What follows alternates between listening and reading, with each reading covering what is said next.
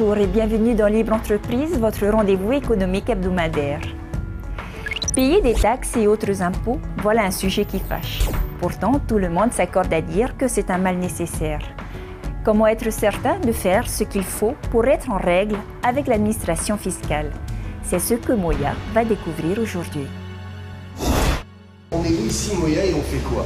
On est à la direction des impôts et on vient voir Aloma qui va m'éclairer un peu sur les taxes que j'aurai à payer pour mon entreprise. Et ça t'inquiète? Il paraît qu'elles sont élevées et que c'est assez difficile, donc on va voir ça de suite. L'administration fiscale est un passage obligé pour la création d'une entreprise. Moya a décidé, avant de se lancer, de se renseigner afin de connaître ses obligations sans ambiguïté. Alors, je t'écoute. Alors je viens te voir parce que j'ai un projet de création d'entreprise. En fait, moi je suis styliste à la base et je ferai fabriquer d'après mes dessins techniques et tout ça les vêtements à l'étranger. La patente qui te conviendra, c'est celle d'importateur.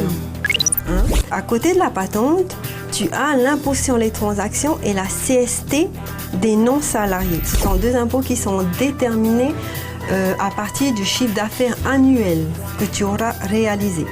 Il existe donc un impôt social, la CST, et un impôt lié directement au chiffre d'affaires réalisé. Mais ce n'est pas tout. Après l'impôt sur les transactions et la CSTNS, tu as la TVA. Alors pour la TVA, il y a plusieurs régimes. Le plus simple en fait, c'est le régime de la franchise en base. Il est destiné aux contribuables qui pensent réaliser un chiffre d'affaires inférieur à 2 millions de francs par an. Il est simple parce qu'il n'y a pas de déclaration à faire. Une fois de plus, le prévisionnel sur le chiffre d'affaires est à la base des déclarations. Il faut donc être au plus juste de la réalité. Et si on se trompe, qu'on pense que ça va être inférieur à 2 millions et que finalement ça marche mieux. Ok, alors il n'y a pas de souci. Si en cours d'année tu dépasses tes 2 millions, tu te rapproches de la DICP pour qu'on puisse régulariser ta situation.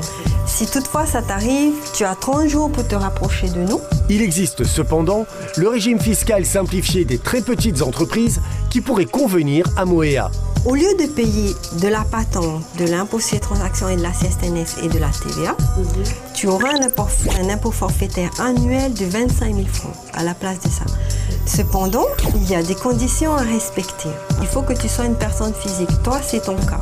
Il faut que l'estimation de ton chiffre d'affaires soit inférieure à 2 millions de francs par an. Ensuite, il faut que tu optes pour le régime de la franchise en base. Alors, qu'est-ce que tu as retenu de cette entrevue? Alors j'ai retenu que c'était pas si compliqué que ça.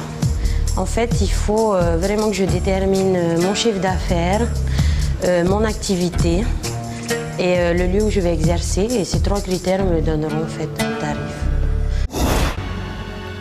En cas de doute, n'hésitez pas à vous renseigner car les pénalités encourues en cas d'oubli, d'erreur ou de tentative de fraude peuvent mettre en danger la vie de l'entreprise. Ne soyez pas laxiste. Pensez à provisionner vos impôts et votre TVA. Un proverbe populaire dit « Qui paye ses dettes s'enrichit ». Alors pensez-y. Dans un prochain rendez-vous, nous verrons comment négocier efficacement un prêt à la banque. Mais d'ici là, je vous souhaite une excellente semaine dans la libre entreprise.